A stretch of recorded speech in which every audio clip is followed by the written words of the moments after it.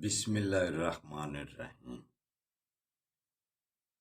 اٹھو مسلمانوں، اپنے مقدر جگا لو، نماز ادا کر کے اپنے اللہ کو منا لو، کھل کے دیکھ چشم دل آتا ہے لطف کیا نماز میں، ہر طرف آتا ہے نظر نور خدا نماز میں۔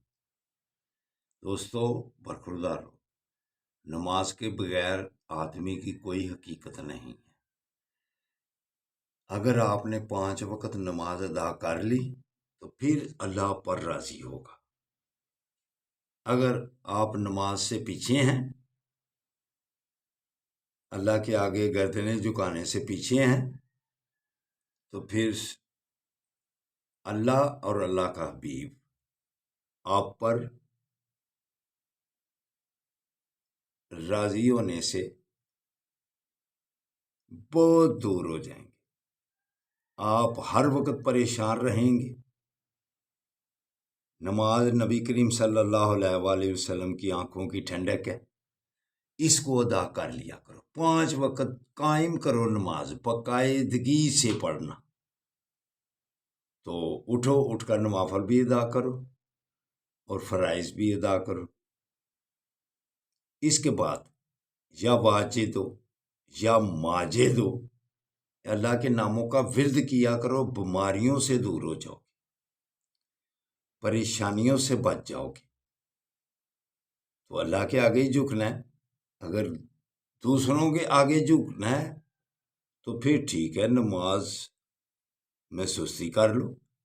تو اگر صرف اللہ کے آگے جھکنا ہے تو پھر 5 وقت نماز ادا کر کے تمہیں پھر ان سجدوں سے اللہ بچا لے گا جو تم سارا دن لوگوں کے آگے کرتے رہتے ہو۔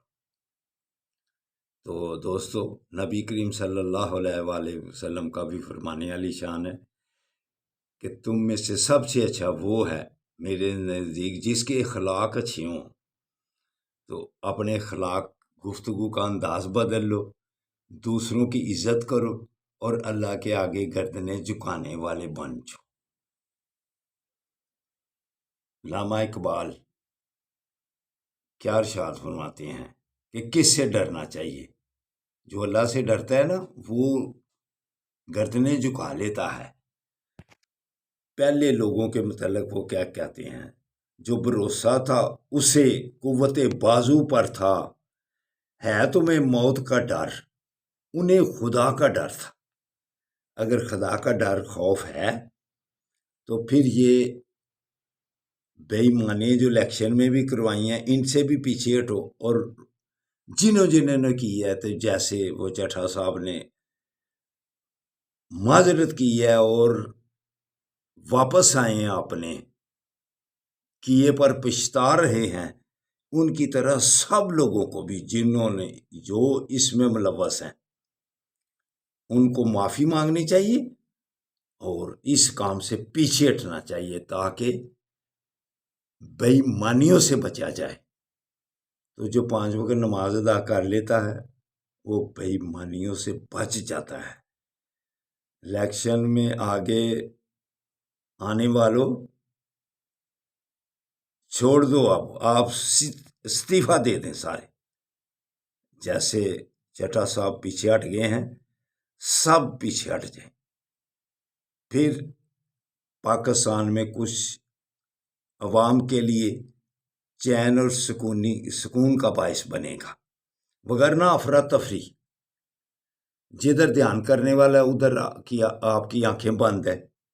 غزہ والے، فلسطین والے مسلمان شہید ہو رہے ہیں، ادھر سے آپ نے آنکھیں بند کر لی ہوئی ہیں، اور ادھر بے ایمانیوں کی طرف آپ کا دھیان اتنا زیادہ ہے کہ پاکستان یا اللہ تو اس کی حفاظت کر، وگرنہ ان کے جنوں کے ہاتھے چڑھا ہوا ہے یہ لے ڈوبیں گے پاکستان کو۔ تو اٹھو دوستو برخوردار، نماز ادا کر لو اور پاکستان کے لیے بھی اور فلسطین والوں کے لیے بھی دعا کر لو۔ اللہ حافظ، اللہ حافظ، اللہ حافظ۔